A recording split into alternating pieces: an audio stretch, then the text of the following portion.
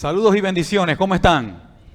Feliz domingo, qué bueno verles en este tiempo, le damos gracias a Dios por este espacio, por tener a bien en su corazón atesorar su palabra. De verdad que agradecemos como ministerio local, como iglesia local, agradecemos que usted tenga a bien congregarse con nosotros, atender su palabra.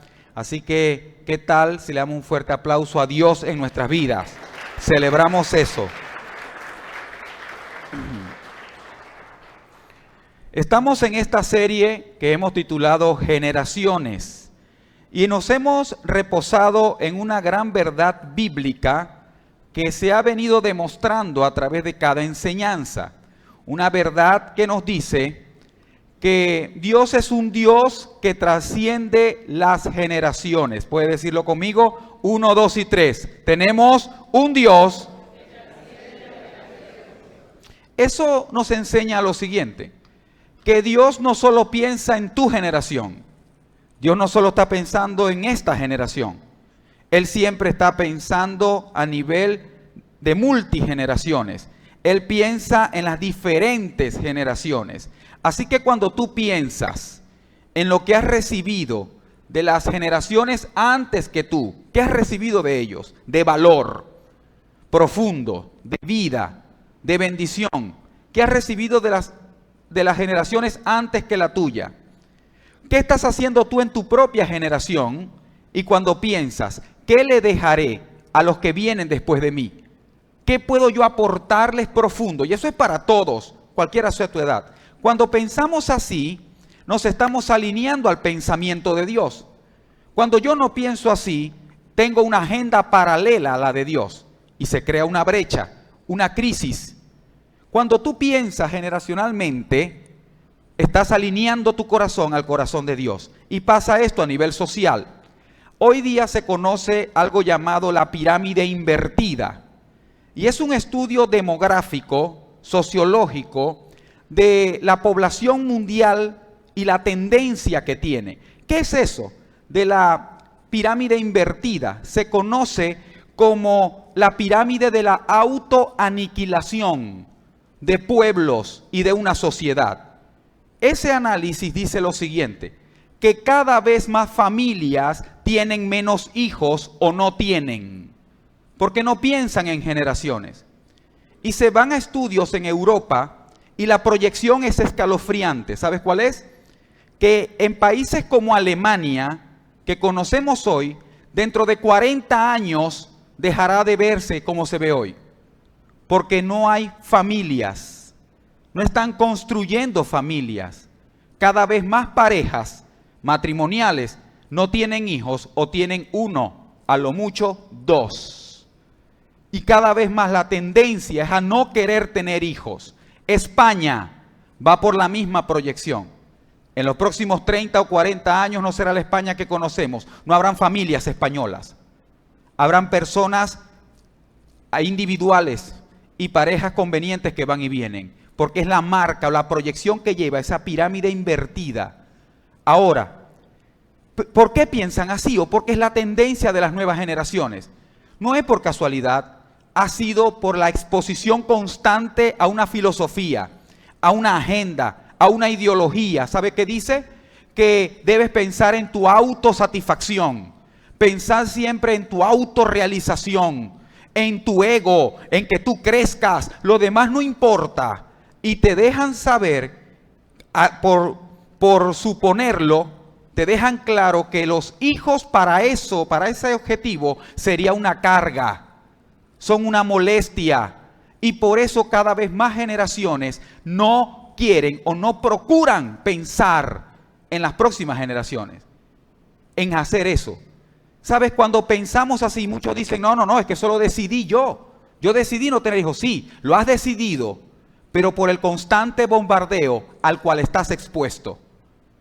Te han hecho creer, tú lo decidiste, pero a través de una información constante, diariamente, tu autorrealización es importante. Es lo más importante. Y te hacen ver que los hijos, levantar a otros, tiene que ver con una carga que no tienes por qué llevar.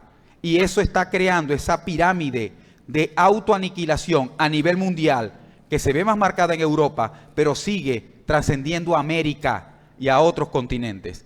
¿Qué te quiero enseñar con esto? Que cuando pensamos como las tendencias contemporáneas de este tiempo, no estamos pensando conforme al corazón de Dios. Porque Dios piensa en multigeneraciones, en quién va a llevar tu legado, qué va a pasar después de ti. No solo la autosatisfacción. Ahora, pensar como Dios piensa requiere salir de tu zona de confort. Requiere salir del cliché de que la prioridad es tu autosatisfacción. Es solamente pensar en ti. Es una señal de los tiempos finales, que en los tiempos finales habrán más amadores de sí mismos, que es lo mejor para mí, y lo demás que haga cola. Lo demás no importa tanto, y es la tendencia más marcada año tras año en nuestra sociedad. Ya lo vemos en nuestras propias comunidades. Ahora, ese pensamiento no se alinea al pensamiento de Dios. Dios es quien trasciende las generaciones y quiere trascender las generaciones a través de ti, a través de mí. Y por eso necesitamos salir de ese pensamiento solo de autosatisfacción para poder alinearme al pensamiento de Dios. Necesito pensar en quienes vienen. Puede decirle a alguien que tenga cerca, necesitamos pensar en los que vienen detrás. Dile. Necesitamos pensar en los que vienen detrás de nosotros. Sí. A eso se refiere. Entonces, eso es lo que marca o es la plataforma de esta serie. Y hemos compartido varias veces como en una sola declaración de la Biblia habla de 4 generaciones. Mira cómo piensa José, un hombre usado por Dios. ¿Cuántos conocen su historia? Que lo vendieron sus hermanos, que pasaron tantas cosas y todo le terminó ayudando para bien. José escribe esto o se relata esto de José ya en el cierre de su vida. José les dijo a sus hermanos, yo pronto moriré, pero ciertamente, estoy convencido, estoy claro, que Dios los ayudará y los sacará de esta tierra de Egipto. Pregunto, ¿se peló José a esa gente que le dijo, Dios los ayudará y los sacará? Para ellos les parecía imposible. ¿Y cómo? Si somos esclavos, comemos de cebolla que nos tiran de arriba, remolachas malas. ¿Cómo? Ya tenemos 40 y pico de años aquí metidos. Pero ciertamente Dios les ayudará.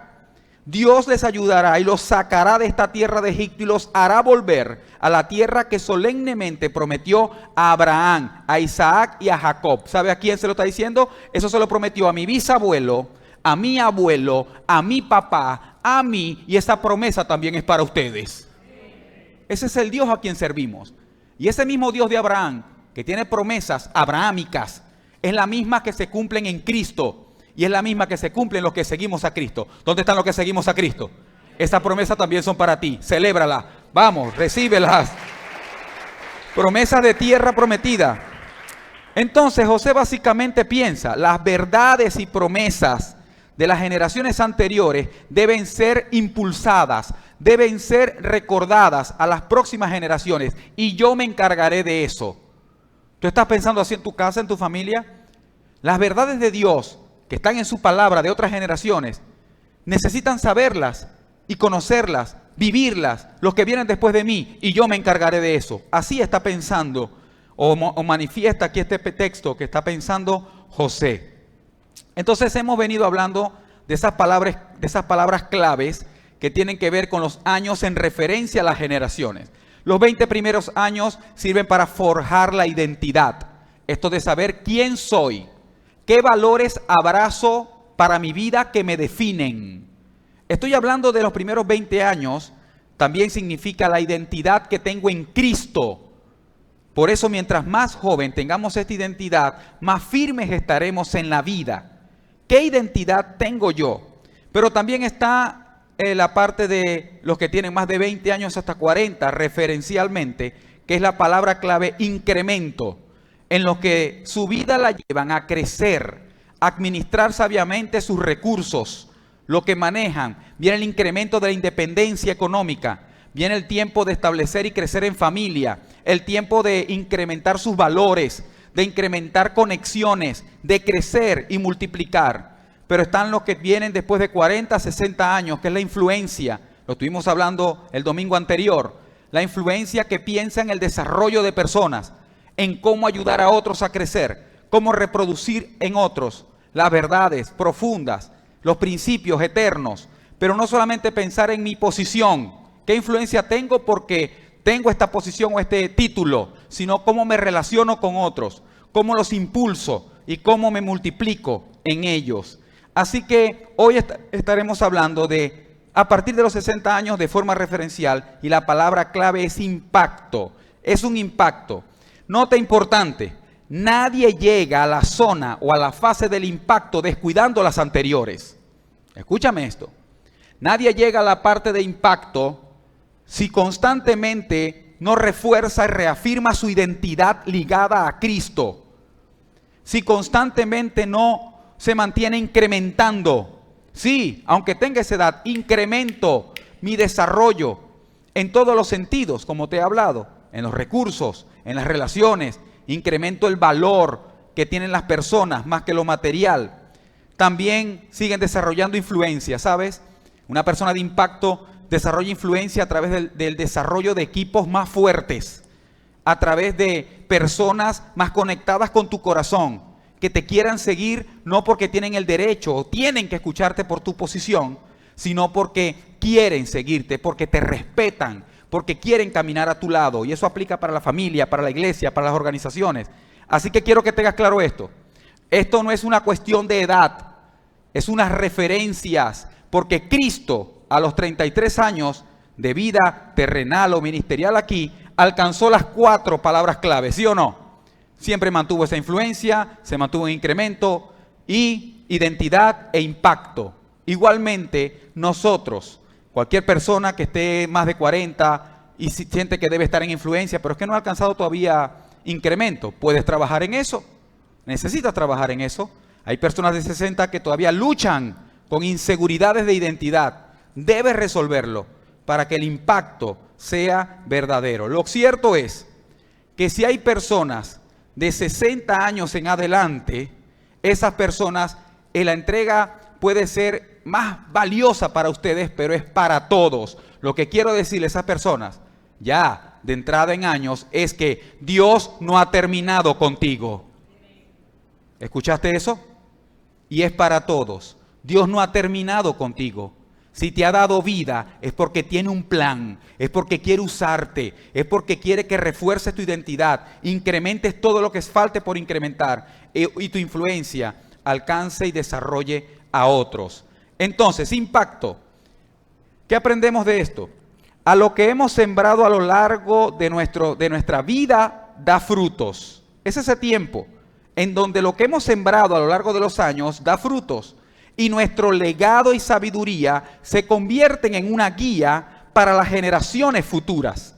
No solo para las próximas generaciones, para las generaciones futuras. Mira las palabras claves en amarillo.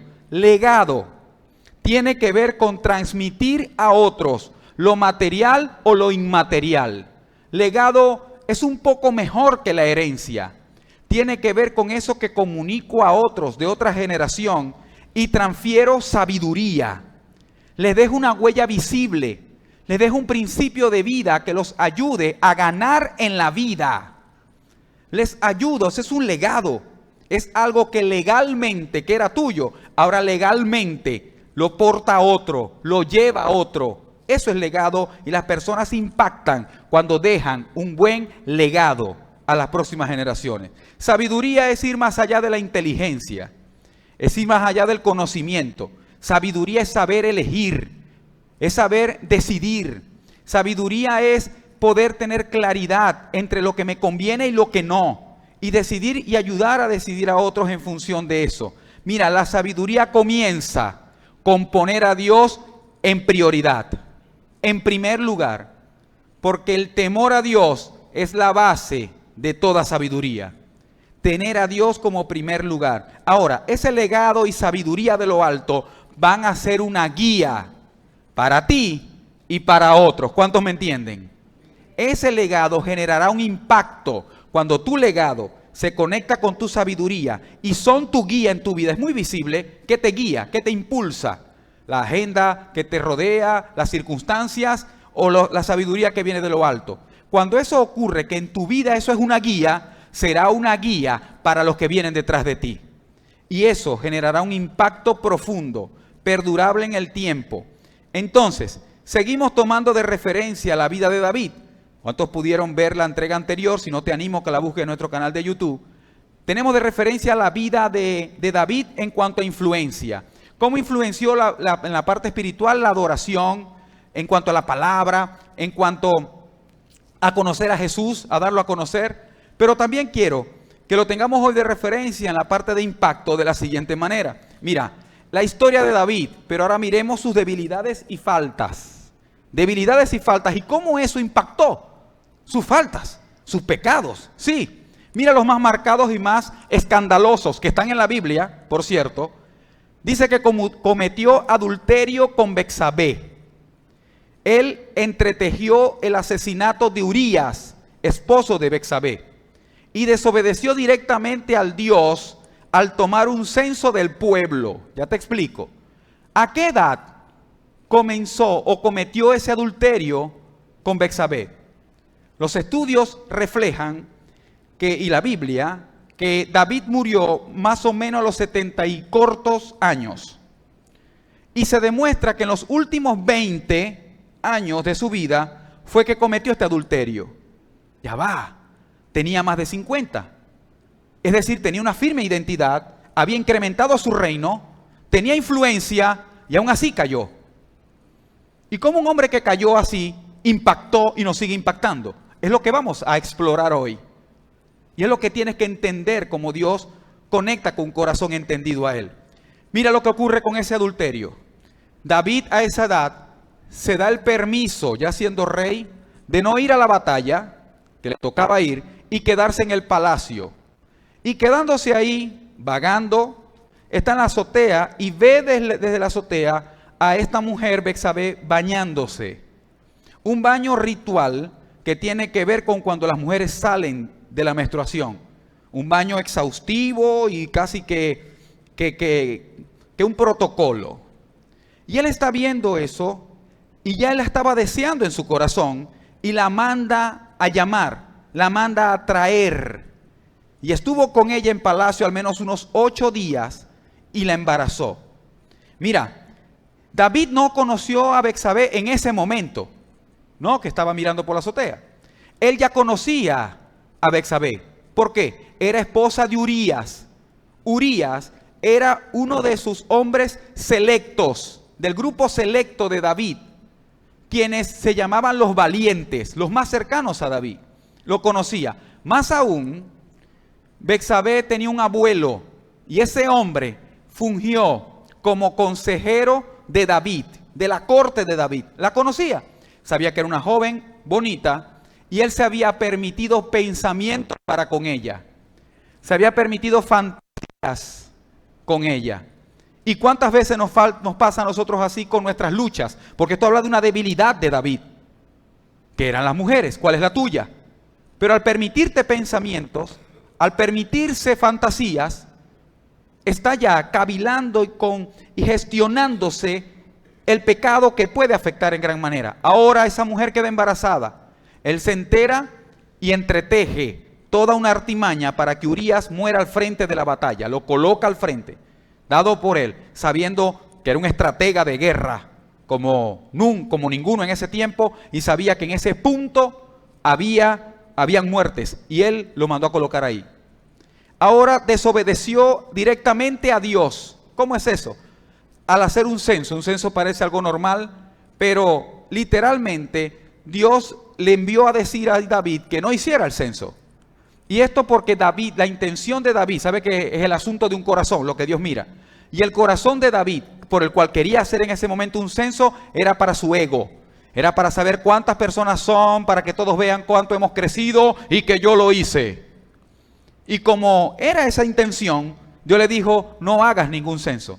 Sin embargo, desobedeció esa orden directamente, a esa edad, en ese tiempo. Entonces, esos fueron los peores errores marcados de David. Pero la pregunta es, ¿cómo impactó? Por cómo respondió ante ellos. ¿Cómo respondemos ante esos errores? Y quiero que veamos un versículo que demuestra o refleja el corazón de este hombre llamado David. Mira, entonces David confesó a Natán, he pecado contra el Señor. Natán respondió, Sí, pero el Señor te ha perdonado y no morirás por este pecado. Mira esto. ¿Quién es Natán? Natán es un profeta. Natán es un consejero cercano a David. Y cuando está Natán en la presencia del Señor, le muestra lo que David ha hecho con Betsabé. Y va y lo confronta. Y confrontación no es pelea. Confrontación es hacerte ver algo que no has visto. Es aclarar un asunto con el corazón y desde el amor. Y lo confronta, por cierto, de una forma increíble. Le dice así Natán: mira, rey, hay un caso que quiero que hablemos. ¿Qué pasó? Hay dos hombres, uno rico que tiene muchas ovejas, tiene mucho ganado. Y hay otro hombre que es muy pobre y solo tiene un corderito y lo cuida mucho. Ese hombre rico que tiene muchas ovejas, ¿sabes qué? Llegó un visitante y le quería ofrecer un corderito en parrilla, en barbacoa. Pero en vez de matar de uno de sus rebaños, fue y buscó y mandó a matar el corderito único que tenía el pobre. Y se lo dio a su visitante. ¿Qué hacemos? David, enarbolado, dice: ese hombre merece la muerte. Ese hombre tiene que pagar 4 veces más de lo que le quitó al hombre pobre. Bueno, le dice Natán a David: ese hombre ha sido tú, por lo que hiciste con Urías, lo único que tenía. Ante esa confrontación, David respondió así: confieso todo. He pecado contra el Señor. No he pecado contra Betsabé. No he pecado contra esa familia. No he pecado contra ti, querido amigo. No he pecado contra este trono. He pecado contra el Señor. Ese es un corazón que impacta, que reconoce ante un grave error y dice, al ver Dios ese corazón y Natán percibirlo de forma espiritual, le dice: sí, tranquilo, tu respuesta puede definir qué impacto tendrá tu vida ante un error. Sí, pero el Señor te ha perdonado y no morirás por este pecado. ¿Sabe? David no se defendió, David no justificó, David no quiso como que hacer ver que eso no era así. No, sí, yo he fallado. Y cuando dice confesó, explicó todos los detalles. Yo fui, asumo las consecuencias. Pequé contra el Señor. Su pesar no era, me descubrieron. Su pesar era, le fallé a mi Señor. Y ese es un corazón que adora, es un corazón que se rinde ante el Señor. Sabías que lo que él asumió fue su culpa y se arrepintió de verdad. Porque cuando o como tú reaccionas o respondes ante tus pecados, ante tus debilidades, determinará si tu impacto será positivo o negativo. ¿Cómo estás tú respondiendo ante los errores y debilidades que Dios te muestra? Que Dios te hace ver que están afectándote a ti y a otros. La gran diferencia entre David y nosotros es que cometió estos pecados horrendos y públicos. Pero la diferencia más marcada entre David y nosotros es que él no pecó recurrentemente, sino que de eso que se arrepintió fue bueno en no volverlo a hacer jamás. Y ese es un corazón que impacta, es una vida que se hace referente y una vida que se gana el respeto de otros. Mira, él aprendió de sus errores porque aceptó el sufrimiento que traían consigo sus errores. ¿Cómo estás tú frente a tus errores? ¿Minimizándolo? Eso no es para tanto. Todo el mundo lo hace. Una vida así no va a impactar, no va a poder crecer ni ver a Dios obrar. Entonces, dejaremos un gran impacto. Ahora, ¿qué lecciones nos deja David? La historia de David nos enseña que reconocer las faltas es el primer paso al arrepentimiento. Y también nos enseña que el perdón no elimina las consecuencias del pecado. Él pagó las consecuencias. Quiero hablarte un poco de ambas. ¿Sabes? Él reconoció sus faltas. Él no se justificó. Él pasó por el arrepentimiento. Ahora, el castigo de Dios se presenta para corregirnos. ¿Sabes? Tú y yo pecamos. Y vienen consecuencias de ese pecado. Dios permite las consecuencias de ese pecado nos alcancen. ¿Sabe cómo se llama eso? Disciplina. Corrección de Dios. Y si soy su hijo, no es para destruirme, es para salvarme, para restaurarme. Sabes, el castigo de Dios pretende corregirnos y restaurar nuestra relación con Él. Y David lo sabía. Él quería corregir y él quería restaurar su relación con el Señor, con quien sabe que le falló. Y aquí voy con los matrimonios, aprovechando este caso. Hay un principio bíblico y de noviazgo y de relación saludable, que cuando un hombre y la mujer saben, no te soy infiel, no solo porque te fallaría a ti, porque sería fallarle al Señor, porque este es su diseño. Pero cuando yo vivo solamente tratando de no fallarle a esa persona, de no traicionar a esa persona, la terminaré traicionando. Porque tu vista solo está puesta en el hombre, en la gente. Pero cuando mi vista está puesta en el Señor, voy a poder bendecir y cumplirle a la gente. ¿Cuántos me entienden? Dale un aplauso a los principios de Dios. En serio. Ahora, nuestro problema es este. Cuando cometemos error, pecado o una falta, nos cuesta sumar los pasos al arrepentimiento. Nos cuesta. ¿Y qué hacemos? Lo primero es colocarme en la posición de gato, boca arriba, defendiéndome. Todos fueron menos yo. Fue culpa de la gente, de la situación, ¿sabes? Y David no justificó, aunque habían condiciones, soledad, tal vez, cualquier cosa. No, yo todo eso lo sentía, pero fui yo y le falté al Señor. Eso se llama valentía. Se llama identidad. Ahora, cuando David fue disciplinado por Dios, él no se resistió. Él no se resintió ante lo que Dios hizo. Él más bien renovó y reforzó su comunión con Él. ¿Qué tal tú y yo? Cuando Dios nos corrige, cuando Dios nos muestra algo que está mal, ¿te resientes contra Dios? ¿Lo ves como que Dios, por qué? ¿No ves a otros? Silenciosamente hay una rebelión en el corazón, ¿o lo recibes como bueno? Sí, papá, entiendo esto y debo corregirlo y voy a reforzar mi comunión contigo, voy a renovar mi vida en ti. Él asumió las consecuencias de su pecado. Mira la segunda, el perdón no elimina las consecuencias del pecado. Una de las consecuencias en cuanto a eso para David fue que no se le permitió a él edificar el templo. Y él era lo que más quería David, porque sus manos estaban manchadas con sangre. Pero aún en esa consecuencia, que fueron varias, pero esa fue una. Otra consecuencia fue que ese hijo, primer hijo, embarazado así, murió. Y él lo quería que naciera. Eso también ocurrió como consecuencia y tiene que ver cómo respondió a esa consecuencia David. Acostado boca abajo, ayunando, clamando, pidiendo. Murió, se levantó. Vamos a adorar a Dios. Y a él no se le permitió levantar el templo porque sus manos estaban manchadas de sangre. Pero ¿sabes qué hizo? Él levantó los fondos. Él reunió todos los materiales y le dijo a su hijo Salomón, construye tú el templo. ¿Por qué hizo eso?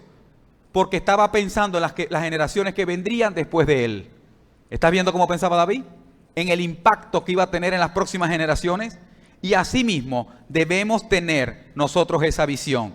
¿Cuál es nuestra mayor falta hoy? Que cuando pecamos no damos esos pasos genuinos de verdadero arrepentimiento, sino que lo minimizamos, que nos resentimos contra Dios, contra la gente, y eso hace que vivamos un ciclo de pecado que nunca salimos, en un tira y encoge todo el tiempo. Porque si sumas ahora estas enseñanzas de David, que te he hablado hasta ahora, con lo que hablamos el domingo anterior, te darás cuenta, wow, eso es un gran impacto para mi vida y para las generaciones de él. Y por eso seguimos hablando de esa forma de él.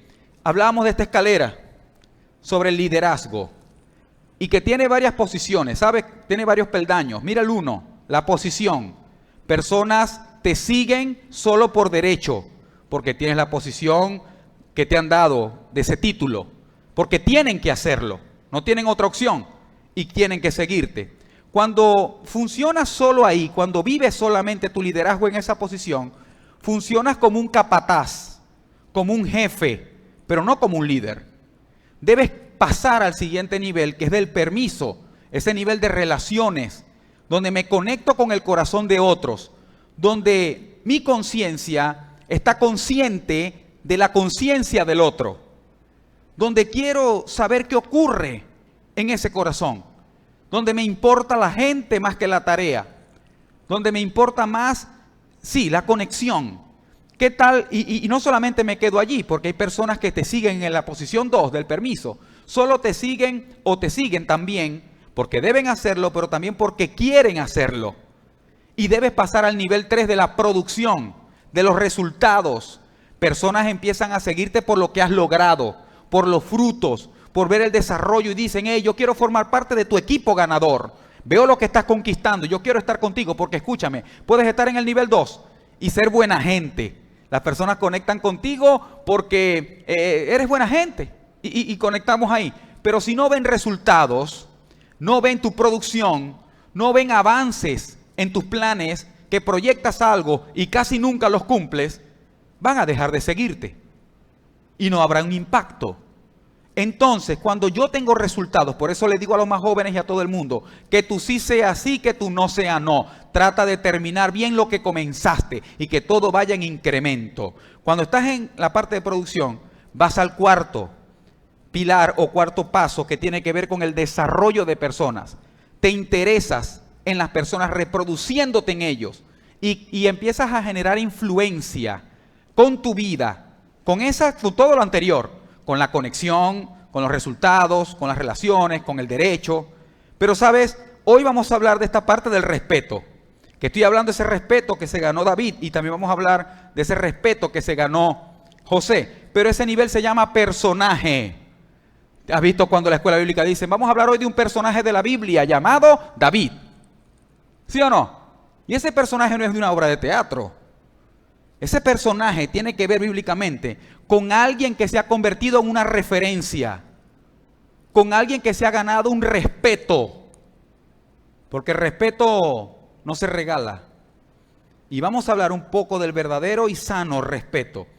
En la parte del personaje, las personas te seguirán debido a quien es usted, a quien eres, no solamente a lo que haces, y te respetan por quien eres.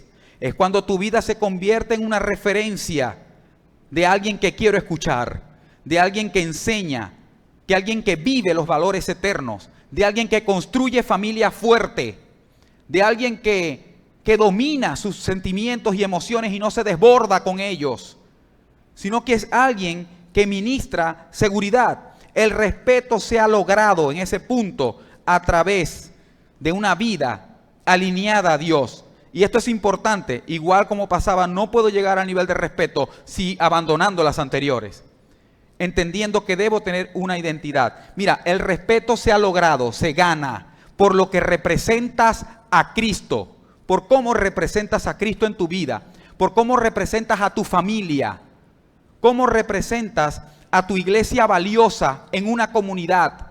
El respeto se gana con todo eso junto, aunado a cómo representas a una organización, cómo trabajas en una empresa que maneja integridad y valores, que cómo conectas con buenos frutos de tu vida. Entonces te conviertes con alguien que puede ser escuchado. Esa es la parte de respeto. Te haces un buen mentor. No, esto no habla de multitudes, habla de enfocarte y principalmente a los que viven contigo, a tus hijos, nietos. Y estoy hablando de esas personas mayores de 60, que puedan pensar, ¿qué le estoy dejando a mis hijos? ¿Qué se está traspasando hacia mis nietos? ¿Y qué mis nietos van a traspasar a mis bisnietos a través de lo que yo les he dado? Es pensar de esa manera para ver a Dios obrar y ver a bendecir a Dios en todas mis generaciones. Entonces, ahora volvamos a José.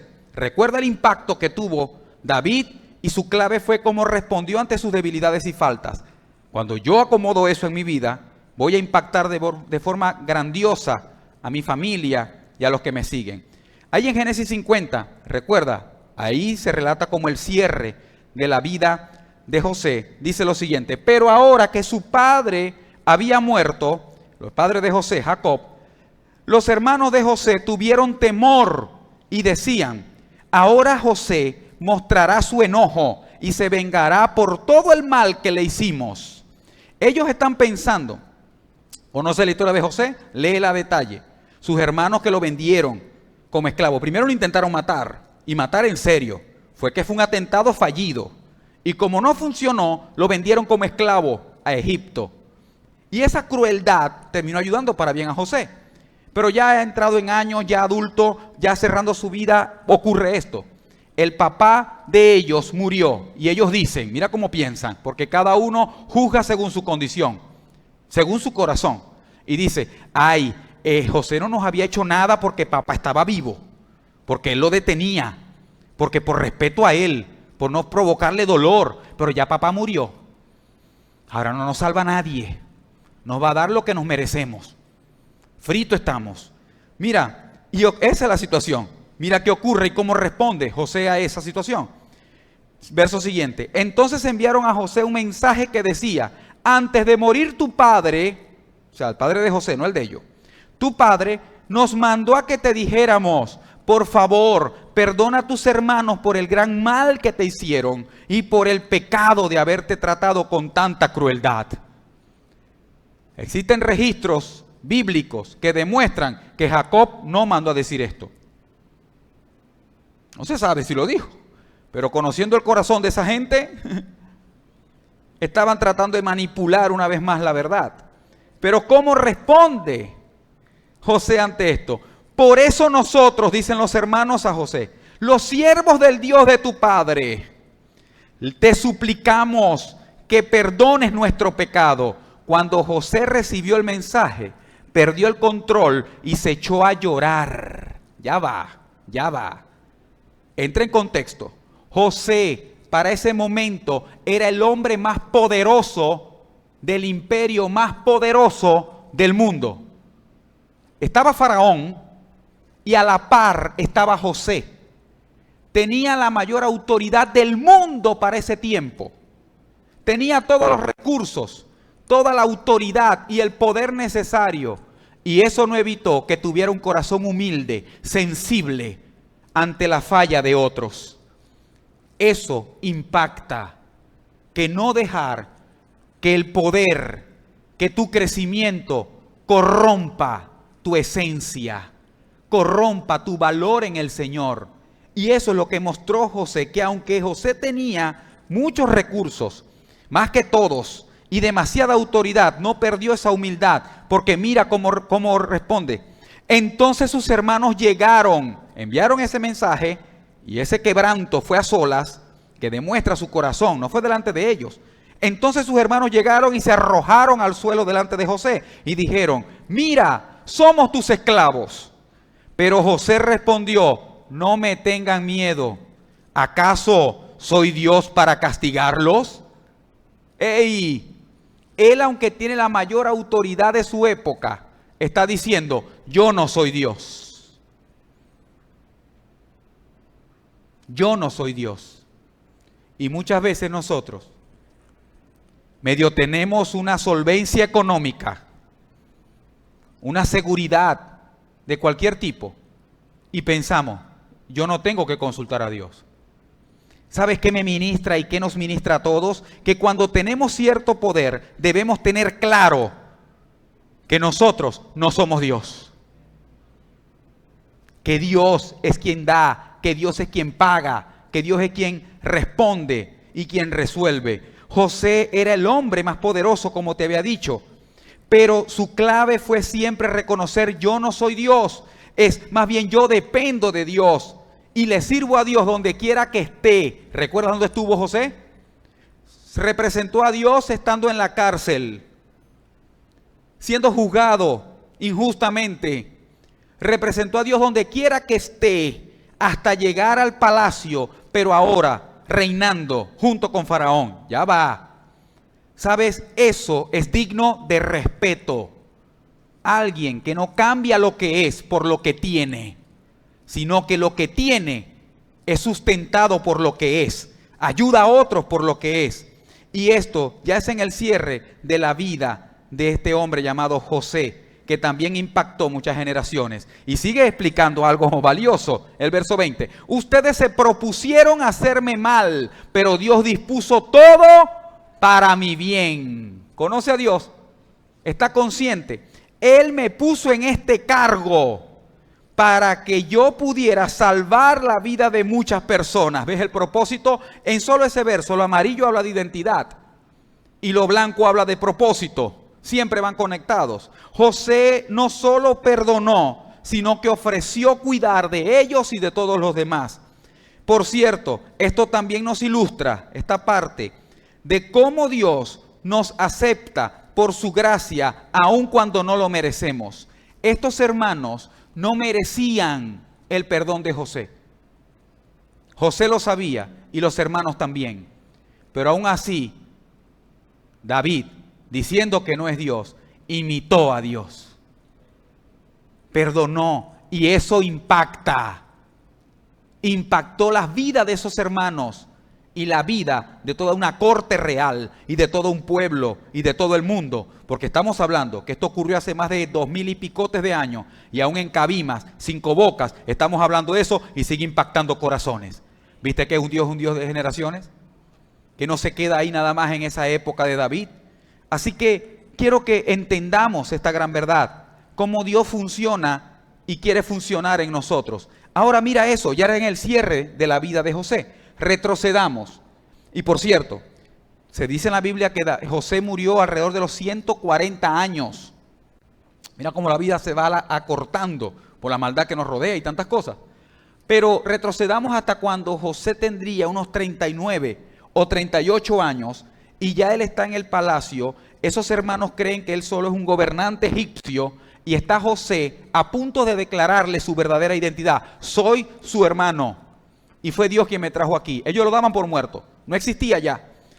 Pero en Génesis 45 dice esto, en el verso 5. Pero no se inquieten ni se enojen con ustedes mismos por haberme vendido. Fue Dios. ¿Puede decir conmigo, fue Dios?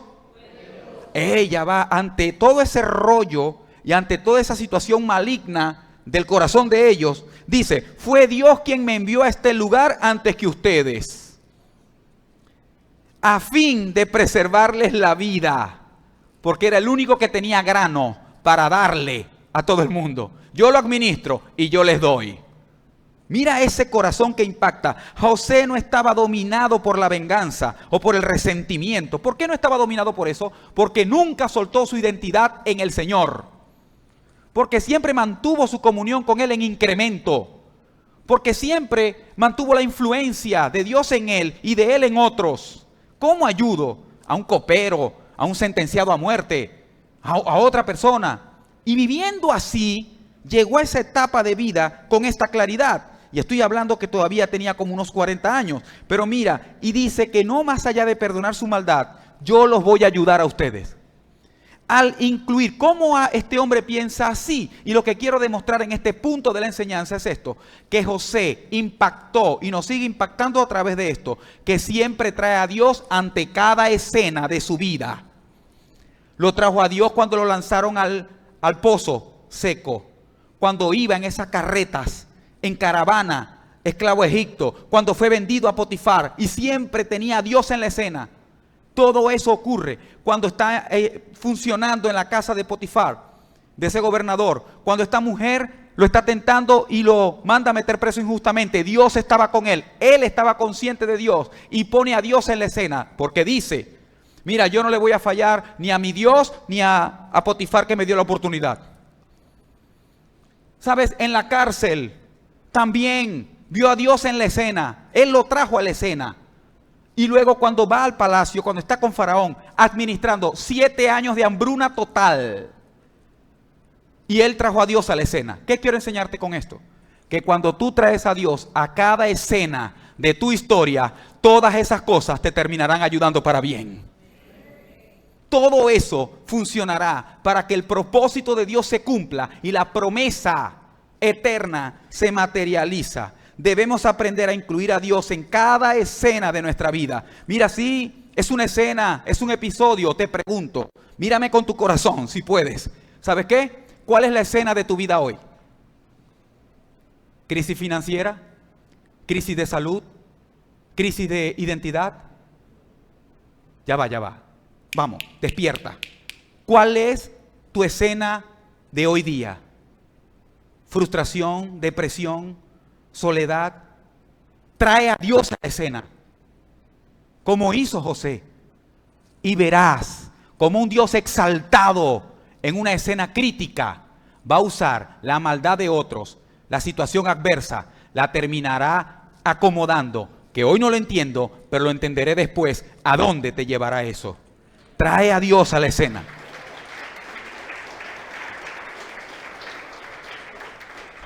Cuando traes a Dios a cada escena de tu vida, por muy buena o mala que sea, verás cómo Dios obra. Historia de José. Aprendemos que Dios produjo algo bueno de la maldad de sus hermanos. El corazón de los 10 hermanos era malo. Hermano, míreme bien. No es que eran malitos, eran malos, crueles, sanguinarios, terribles. Se compara con el corazón de los filisteos y amorreos, ¿sabes? Que eran unos diablos caminando, literal. Así era el corazón. Y Dios usó la maldad de ellos para cumplir el corazón de un José. ¿Y por qué? Porque José era buenito nada más, sino porque Dios le puso la mano. Cuando Dios le pone la mano a tu vida, cualquier maldad de otro será transformada para tu bien. ¿Entiendes eso? ¿Entiendes eso? Y sabes, yo quiero decirte algo. Yo estoy convencido, si quieres tú lo estás, espero que sí, que Dios tiene su mano extendida sobre ti. Y cuando Dios te ha puesto la mano, no es por casualidad, sino para que lo traigas a la escena. Dios produjo algo bueno de la falsa acusación de la esposa de Potifar. Ya te hablé un poco de eso. También produjo algo bueno de la negligencia de un copero que le dijo, mira, José le reveló el sueño al copero y le digo, le dices a Faraón lo que hice por ti. Ese negligente no le dijo nada y le echó el carro. Pasaron 3 años, pero fue Dios demostrándole, no es el copero, soy yo quien te ayudo. ¿Sabes? Dios produjo algo bueno de los 7 años de hambruna. Ahora, quiero hacerte una pregunta profunda, escúchame. ¿Tú tienes la fe suficiente en Dios como para esperar pacientemente que Él utilice las situaciones malas para tu bien? Vamos, ¿tienes la fe suficiente? Jesús dijo, cuando yo regrese hallaré fe en el mundo para saber que las malas situaciones, para esperar que las malas situaciones terminen para bien. Porque recuerda la paciencia de José. ¿Qué pensaba en esa cárcel? ¿Qué pensaba ante esa injusticia? ¿Qué pensaba allí? Señor, confío en ti. No entiendo, es injusto, pero sé que tú no me has dejado solo, sé que tú estás conmigo, sé que tú estás aquí. Dios está en tu soledad, Dios está en tu dolor, Dios no solamente está en tus éxitos, en tus aplausos, en tus risas, Dios está en tu dolor, Dios está en tu situación adversa, Dios está en tu incertidumbre, Dios está ahí. La pregunta es, ¿lo estás viendo? ¿Lo estás viviendo? ¿Lo estás abrazando cada día de tu vida? Y esto que está enseñando, mira el impacto, quiero cerrar esta parte de impacto así. José impacta tanto la vida de nosotros, pero se demuestra cómo impacta la vida de alguien llamado Pablo, un apóstol que tú conoces su historia, que antes era Saulo y luego Dios lo transformó en Pablo. Y eso es otra transición. ¿Sabe por qué él lo impacta? Pablo es impactado a través de esta vida de José, sabiendo esta historia, sabiendo la verdad de ese linaje. Y él está siendo influenciado, impactado por eso. Pero ahora Pablo está impactando a los creyentes en Roma con esto. Creyentes en Cristo en Roma, en el Imperio Romano. Les dice, y sabemos que Dios hace que todas las cosas cooperen para el bien de los que le aman y son llamados según el propósito que Dios tiene para ellos.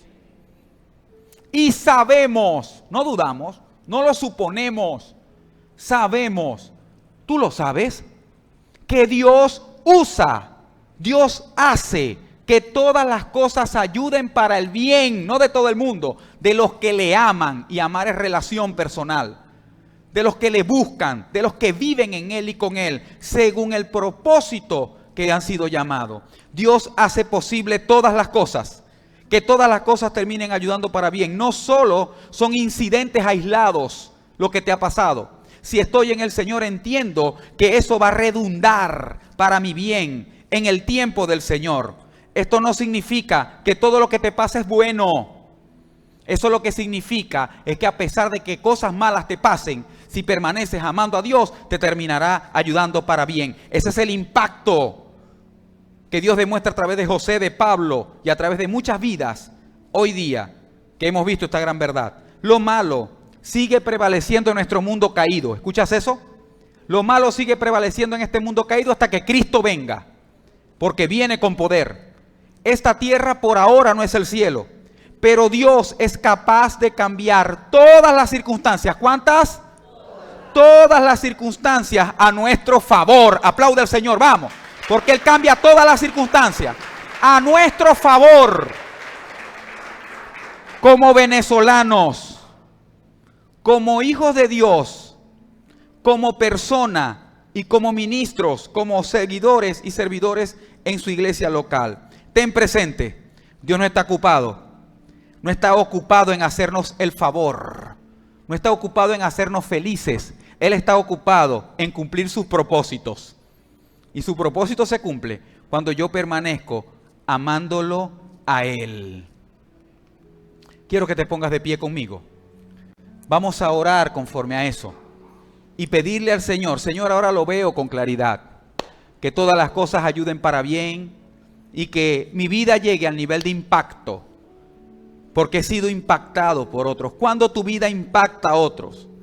Cuando tú te dejas enseñar e impactar por otras generaciones.